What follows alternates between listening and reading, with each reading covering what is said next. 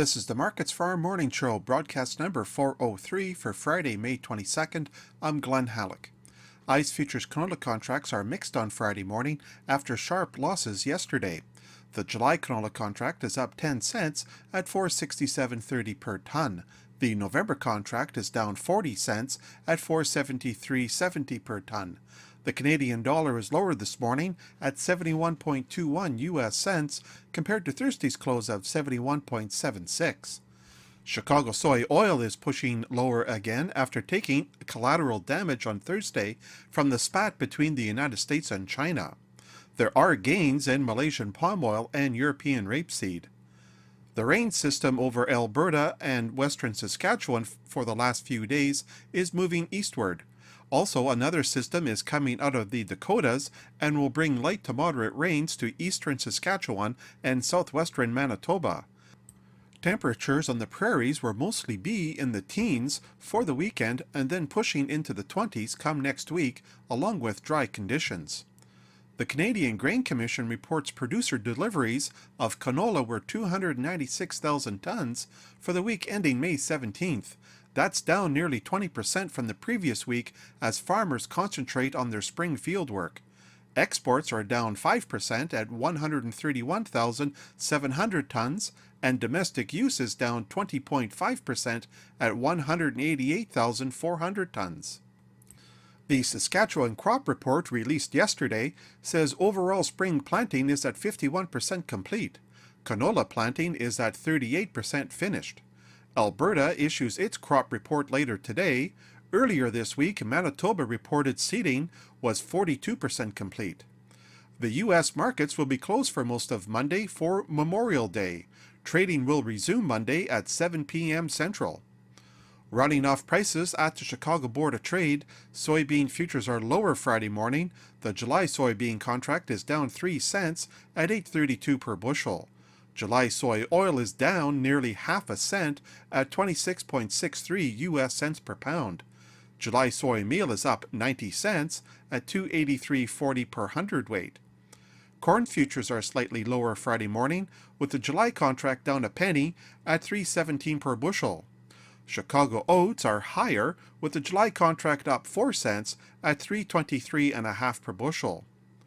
Wheat futures are lower Friday morning. Chicago July is down 11.5 at 5.05. Kansas City July is down 8 at 4.46.5. And Minneapolis July is down 5 at 5.13. That's a look at the ICE futures and the Chicago markets for Friday morning, May 22nd. For Markets Farm in Winnipeg, I'm Glenn Halleck.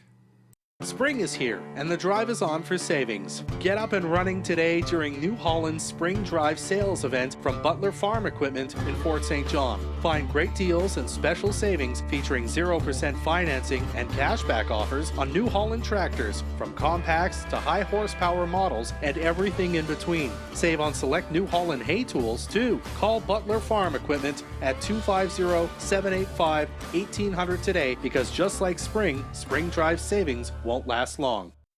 The opinions expressed during this show do not represent those of this station. If you've missed any of this show, you can follow the podcast at energeticcity.ca.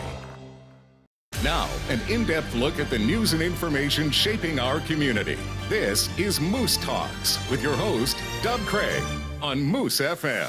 Good morning. Welcome to this edition of Moose Talks. We're going to have another sort of special episode in store for you today, doing another local business roundtable, I should say. We're going to be talking about the reopening of BC's economy, the phases of it, the phase we're in now, and how it's affecting businesses that you know and love right here in Fort St. John. So today, I'm going to be joined by Julie Ziebart, the president of the Fort St. John and District Chamber of Commerce. She's below me. Darren Thomson, the owner of Montana's and Booster Juice. He's to my right there. And Rheannon White, the owner of Studio 105. Thank you guys so much for joining me today. Thanks for having us. For sure. Thanks. Yeah, happy to be here. All right. So we'll start with you, Julie, because you are the president of the Fort St. John and District Chamber of Commerce. You also owner or one of the owners of MNP. So you're a business owner, and you talk to a lot of business owners who are members of the chamber. The government announced about 2 weeks ago that some businesses could begin to reopen as early as this week after the long weekend, albeit with new physical distancing measures in place and sort of safety guidelines that had to be followed. What are you hearing from your members about this reopening? Are they happy it's happening? Were they hoping for more time to prepare? What have you been hearing? So from the chamber perspective, we recognize that this was going to be a challenge for businesses to follow and comply with these, because there wasn't much for guidance. And so what we had done was we brought in Chris back from WorkSafe BC last Thursday and had that roundtable discussion with us. And there were so many questions from our members and others that participated in there. And really the general consensus was that it is difficult to follow with the safety plan with there's some vagueness, and I'm sure Darren and Rheannon will talk about that, and needed more guidance. So with our business ourselves, with the MNP, we were thankful that we had some time to get our office space ready and to start bringing our team back in this week. I went there yesterday, and we've got the lines and we've got the plexiglass, but those are all time and dollars that are hard to spend for businesses in these times, knowing that there's possibly another outbreak that could happen, and we don't know what that's going to take for putting that in place again, or how many businesses are going to make it through that second wave. Mm-hmm. Yeah, well, I'll go to you now, Darren, because you're kind of in a unique situation. Montana's was closed, and then it was open for takeout and delivery, I believe. And now you're kind of looking to move on to this next phase of perhaps opening at half capacity or what have you. I mean, how are you as a business owner of a restaurant feeling about this reopening? Were you prepared? Do you think the government should have done more to say this is what you need to do? What are your thoughts? Well, like all other business sectors, we have been sort of waiting for the direction. There were various pieces of information that came out. We thought we might be restricted to 50 people in the beginning, and we didn't hear about 50% until almost exactly a week ago. So it's been sort of hard to prepare for that, not having clear direction until recently. So we haven't been scrambling. We've sort of been preparing. And thankfully, because of the franchise, we have been able to get a lot of support corporately. We have, I think, enough clarity at this point, and we are re-gearing and retooling and restructuring right now in order to make that happen. And I think it's been an advantage for us to have reopened for delivery and takeout in advance, so that we're sort of partway there. All right. Well, I'll kind of ask you the same question then, Rheannon. You own Studio 105, though, again, another unique situation. You were 100% closed, basically, for the last 2 months. And again, the government said your business was in one of the sectors of the economy that could reopen as soon as this week, I believe. How's that been for you? Were you prepared? Has there been enough time given by the government for you to be able to put measures in place so that you can reopen safely per their guidelines? Well, probably the most difficult part is the lack of instruction coming from the communication from the provincial government to our health sector, because we work in a personal service industry. Mm-hmm. We're so close to people, working really directly with them. So it's a little bit scary for us to go back, because of, like, if you keep up with the news and you're on the internet, the talk of the second wave is sort of frightening for us to, I feel almost like we're guinea pigs coming into this. But the guidelines have been really vague. Last week on Friday, the statement that was released by Bonnie Henry was done at, the letter that was sent out was at 4:57 of the long weekend. So we were told that we could reopen as of Tuesday, but then the guidelines weren't released to us. So they released to the public that yes, guess what? Your hair salon may be able to open on Tuesday, but guess what? The health authorities aren't telling us what we need to do that safely.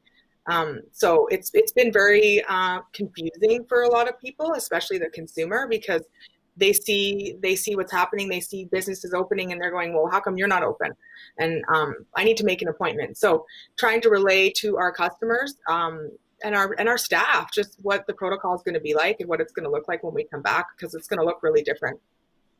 Well, then, in regards to that, Rheannon, I'll start with you on this one. Do you think the government should have given more time for this and said, we're announcing reopening, but maybe, I don't know, it starts in a month or 3 weeks? And, you know, you as a business owner, you want room to be able to kind of make decisions on your own and be able to work things out as you need to, because every sector of the economy, every business is different from one another. Were you expecting and hoping the government would be a little more clear in these guidelines and saying, here's exactly what you need to do? Would that have helped or hindered the situation, do you think, given that, again, as I say, every business is unique? What do you think? I do feel like the communication to business owners and the regulations and mandates were not clear. However, I knew our mandate was till May 30th, so I knew we legally weren't allowed to operate in any shape or form for any personal service until May 30th. But I also knew that leading up to the weeks before that there was a lot of talk about that mandate being lifted. So I did have an idea that it could be lifted early. But that being said, they basically, in a really vague way, told the world, we can open, but we don't know what you need to do yet to get to that point. So, yeah, I feel like they should have relayed a lot more detailed information in what that was going to look like for us. Every business is unique, but because we're working so closely to people, some of the services that we offer, we're actually still not able to do because they're considered phase 3. And some of them are okay for phase 2. So we were, like last week, I was told we weren't able to provide any service without a mask and gloves and a shield for the service provider. And the clients also had to have that as well. And then this week they're saying, oh, you don't need a shield anymore unless you really want one. Well, all that PPE is quite a large expense for a small business, in the thousands, for us to even just operate on a daily level. So it's challenging for sure. Absolutely. I mean, back to you, Darren, again. What do you think? I mean, you kind of mentioned this already. It was unclear. Some of the guidelines were unclear anyway. Were you hopeful the government would be more clear and maybe more heavy-handed and this is what you need to do and when? Or, I mean, it's been difficult, but are you sort of glad that you're able to kind of come up with your own solutions? What are your thoughts on that? Well, I don't think any one of us wants the government to be heavy-handed, because I don't think that does anything really for us. But certainly clear direction is better. There was a bit of confusion on my part when the government decided to make WCB responsible for our reopening, because, like Rheannon says, we already deal with an agency being public health. So to me, it would have made more sense for public health to be the agency, because they're already coming in and they're checking us on a regular basis. 100%. But I think that WCB probably, because they're responsible for workplace safety, that's why they use them. It just didn't make sense initially to me, for sure, right? So I feel like we've got enough time, because we're able to take the time we need in order to do it. We didn't have to reopen on Tuesday of this week. We are able to take as long as we need. So we just carry on and make those preparations. I think also we've been able to see what some other provinces have done, Alberta being slightly ahead of us. And so that gave us a little bit of an indication of the direction that we were probably going here in British Columbia. Okay. You say you felt like you've had enough time, though, Darren. So you'd say maybe, tell me if I'm wrong about this, you didn't feel pressure from the government to reopen. But I mean, have you been feeling pressure from consumers who'd like to be able to have a dine-in experience? How's that been for you? Yes, we definitely have. I think that kind of pressure is a good thing, because it tells me that people are interested in getting back into our restaurant, getting back to normal. So that part is good, but I don't feel that the government necessarily pressured me. It just sent some bad signals initially, because I kid you not, the phone is ringing off the hook, even before we get there, because we don't currently go in until 4 o'clock in the afternoon. So the phone is ringing all the time. People are trying to find out when they're going to be able to come in. And it's just been constant messaging to try and clarify what the process is for us. Same question to you, Rheannon. Do you feel pressure to be opening quicker than maybe you'd be comfortable with, either because of the government guidelines or consumers? How do you feel about that? Oh, for sure. My personal Facebook page is like 20 to 50 messages sometimes a day. A lot of new friend requests from people thinking that they could get in on the first day, or, you know, women and men alike and families. Everybody just wants to sort of try to get back to normal, or whatever normal will look like moving forward.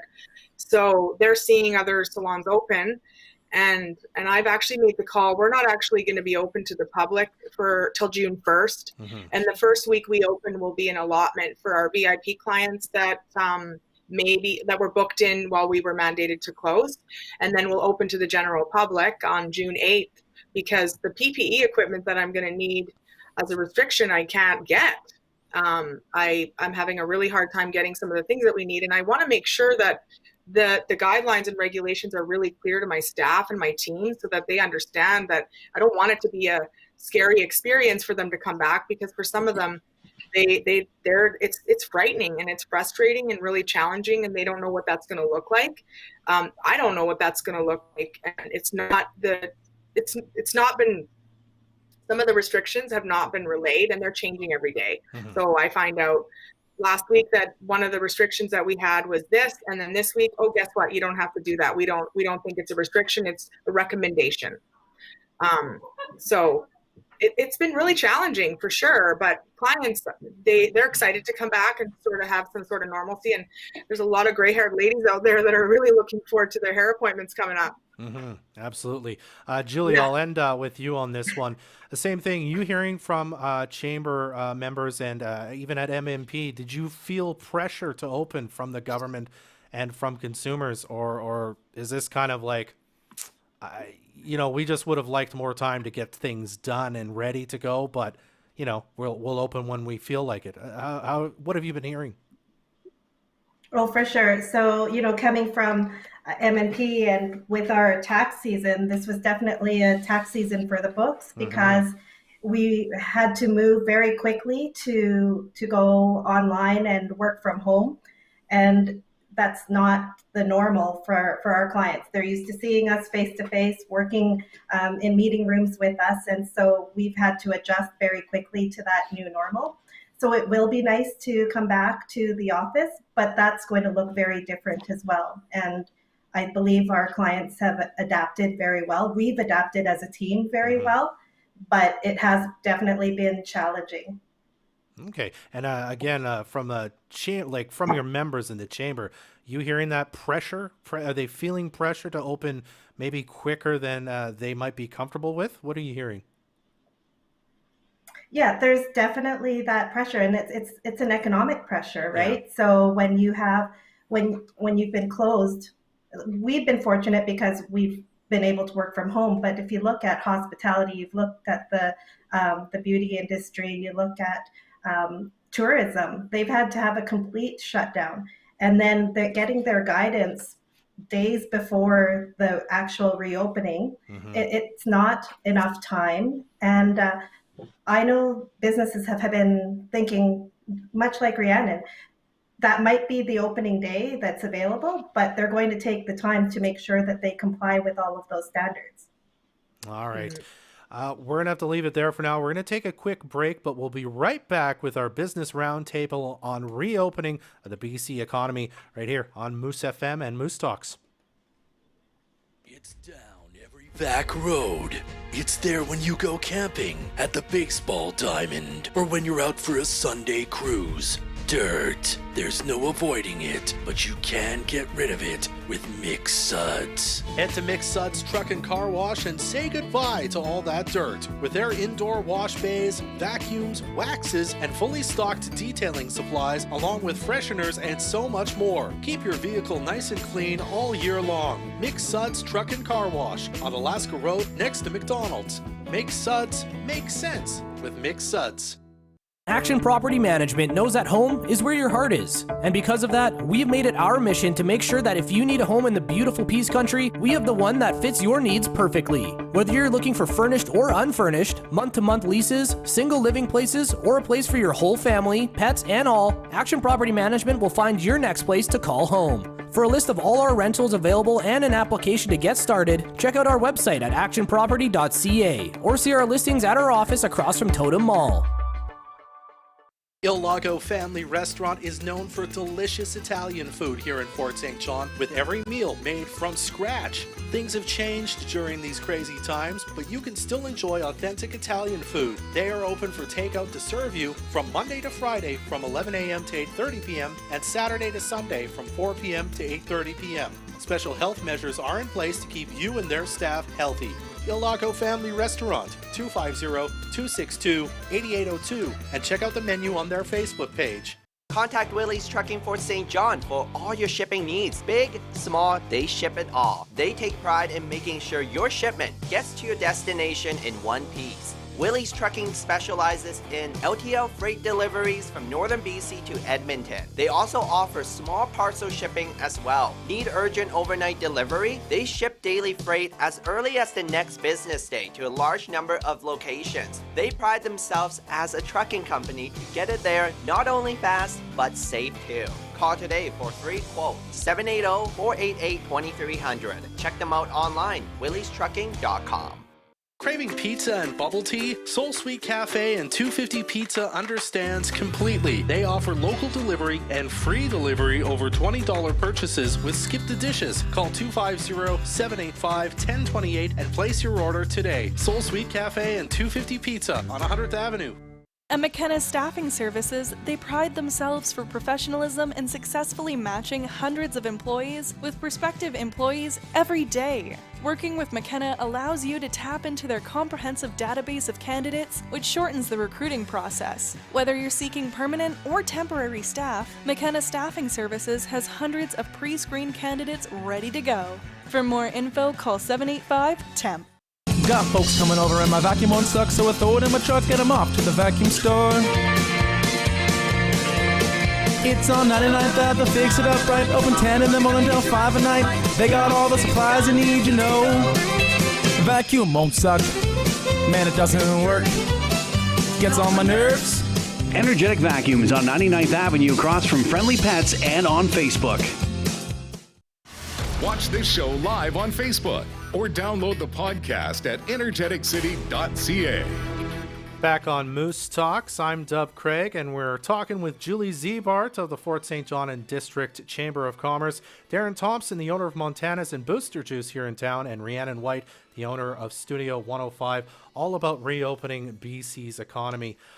You guys started talking during the commercial break about PPE and finding it being a challenge during this time and getting ready for reopening. So we'll start with you, Julie. What are you hearing from your members on personal protective equipment and finding it and getting enough to be able to reopen some of the sectors of the economy that are slated to be reopening?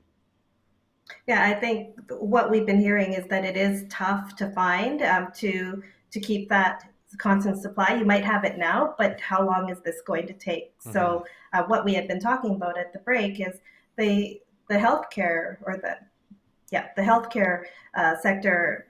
There has been the province supporting them by having a supply hub for PPE, mm-hmm. and maybe that's something that is needed for the commercial sector as well, because it is going to be difficult to source all of this. Absolutely. Darren, what's your experience been like as you prepare to reopen your dining room? You're going to have to, I assume, have waitresses and waiters and people at the front wearing personal protective equipment in a way that we've never seen before in a restaurant. Do you have enough? Are you concerned about how much you have and and getting it in the future? I'm certainly concerned. We have a supply right now. There was a bit of proactive moves made in the last couple weeks in order to ensure that we had some present in our restaurant and ready to go. I think there's a bit of a difference when you're dealing with a business that operates behind a shield all the time. You're able to do that, but as you can imagine, when you're in a restaurant, you're in much closer quarters. So anyone that comes in contact with a guest needs to be prepared with the personal protective equipment. So it's going to be one of those new normals is the term that's being used. You're going to see a lot of it and things are going to look different. And we just hope that the general public is patient through this process. Darren, you've brought this up a couple times now. You're in a different position than some businesses in that you're a franchise. So have you seen support from kind of the mother corp, if I can call it that, in regards to PPE? Have they sourced some that they're kind of giving out to each of the franchises, or is this entirely something you have to do on your own? No, we've got a lot of support as we do in many things. And so they've been instrumental in putting a little bit of a better supply chain together for us. I can't hoard it. I can't be that person running into Costco and buying a cart full of toilet paper or masks or whatever. I can only get things one at a time. But I am nervous that supply chain might not be effective enough to carry us through regular day-to-day operations. Well, same question to you, Rheannon, and you don't have the same sort of franchise support. You're on your own on this one, but you said during the commercial break you kind of looked ahead a bit and you were able to get yourself a small supply, as I understand. Are you concerned that you have enough going forward? Are you concerned about the supply in the future? How's it looking for you? Some of our distributors, some of the close ones that I work really closely with, ordering a few times a week, they've been really supportive and really helpful through this trying time. There's a lot of businesses, a lot of salons that have had to close because of this, because financially they just couldn't do it. And it's really sad to see. But I did make the call in March to order a ridiculous amount of masks and gloves. And those should arrive within the next few days. But again, for the comfort of my customers and my staff, that has to be, I still want the experience to feel safe. There's still a virus going around. It's still scary. It doesn't go away. I had a lady call me the other day and she said, "Can I book an appointment?" And I said, "Because we're reopening." And I said, "Well, we will be on this day." And she said, "Well, I'm so glad that COVID's over." And I was like, my response was like, it's not over. Like, this isn't like the general public has such a different, like a range of views on how this has gone, how this has happened and how it's been rolled out. And the information that's being released to the public is not always the most accurate. But the distributors that I work with, to answer your question, have been really helpful. So hopefully some of that gear will start to come in the next few days. And I'd rather have more than I need than not enough of what I need, so that my staff and customers feel safe and we're following all the protocols we need to do. All right. Well, we'll get to our last kind of topic of discussion here, and we'll start with you, Rheannon. You've all touched on this so far already, but do you have expectation or any really idea of what your business is going to look like in the long term? Are you concerned, Rheannon, about the financial viability of your business, given that now you have to have PPE and you won't be able to maybe book as many people in at once? Is that a real concern for you? How are you feeling about that? Today I feel good about it. Yesterday, not so much. Kind of go ebbs and flows with the information that's being released by WCB and our health authority. I worry about it. I'm a little business, and I'm all by myself. So I don't have the, like Darren was saying, he's got a little bit more support with his franchise, which is great. I mean, you're still on your own, you're still running the show by yourself, but I do worry a little bit about it. It makes the customer experience in the business very different than it was before. Our business is, a lot of it is the experience when you actually receive a service here with us, and the experience is going to change with all these new mandates that they've been released. So I do worry, and with the chat of a second wave happening, I financially am preparing for that, because it's very real and it could very well happen. We just don't know. I'm preparing for anything at this point. I see. And quickly, are you hoping for more government funding then and financial support in order to kind of get you through this then as a small business owner? I mean, yeah, that's a wonderful subject to touch on, because when we were first mandated to close, there was nothing available. And I was running around trying to, lines of credit and loans, and just so I could figure out what I was going to do. And May 30th was such a long ways away from March 21st. Like, how can I be closed? How can I run my business? So I've had to adapt and change quite a bit. And we are restricted to how many people we can have in here. We are restricted with double booking. We are restricted with PPE. People can't just walk in and buy a bottle of shampoo anymore. So that's going to look really different. So we're just trying to adapt to like Darren was saying, the new norm seems to be the wordage that people are using. And it's challenging for sure. Absolutely. Darren, same question to you. You do have the support of the franchise, kind of the mother corp, as I said earlier, but are you concerned about financial viability? I mean, you at max can kind of seat half the amount of people you could before. What are your expectations for your business kind of in the short to long term because of measures like that? Well, I'm certainly hopeful that we're going to be able to manage this in the long term, but it's certainly going to be difficult. The support has been helpful from government. In the back of my mind, as a business person, I always have to remember that somehow we as a country have to pay for this. Yeah. So government doesn't generate money on their own. Government gets money from taxation, and so any amount that I take as a business owner is going to have to come from somewhere. And so there's a bit of support there. We're going to be good, certainly in the short term, with all the things that the government's doing and help that I get from landlords and things like that. But it's very uncertain. And I think it's going to be a slow ramp up.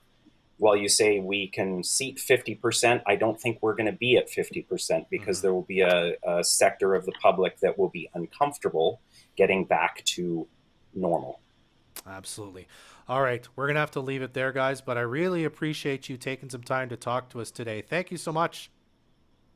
Thank you. Thanks for having us. Bye. All right. We'll be right back on Moose Talks to wrap things up right after this. We encourage you to participate in the gift card challenge. Just buy a gift card from one of your favorite local businesses, then use it when things get back to normal. Or be a rock star and give it to someone working on the front lines to keep us safe. Learn more at giftcardchallenge.org.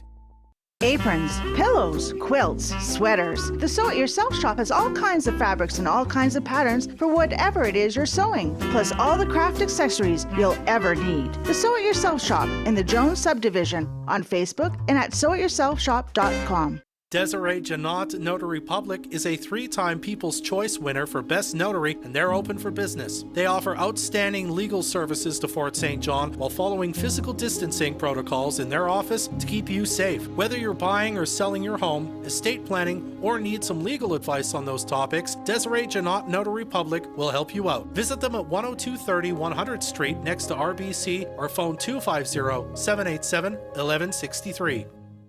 If you're looking for hassle-free internet services, call the Peace Region Internet Society today. With coverage throughout most of the Peace, PRIS can get you connected quickly without the hassle of contracts or bundles. Visit PRIS.ca or call 1-800-768-3311 for more information. For all your gravel hauling, contaminated waste, low beds, and graders, Rogers Trucking can meet your needs. Call them today at 250-785-3647. Looking for more power out of your pedal? Here at SS Automotive, we have a large inventory of diesel enhancement products, including throttle sensitivity, boosters, tuners, custom program, and even major components like engines and transmission. We have everything your diesel might need. Call SS Automotive today. Our community first. This is Moose Talks with Dub Craig on Moose FM. Our thanks to our guests today, Julie Ziebart, the president of the Fort St. John and District Chamber of Commerce, Darren Thomson, the owner of Montana's and Booster Juice, and Rheannon White, the owner of Studio 105. If you missed this episode or you'd like to watch it again, it will be available shortly to watch on the Moose FM and energeticcity.ca Facebook pages. Adam Rayburn is the studio producer of Moose Talks. I'm Dub Craig. We'll be back at this time next Friday for more Moose Talks. Be well. Join us next Friday at 10 a.m. for another episode of Moose Talks, a weekly talk show about Fort St. John and the North Peace. This is Moose Country. This is Moose Country. 100.1 Moose FM.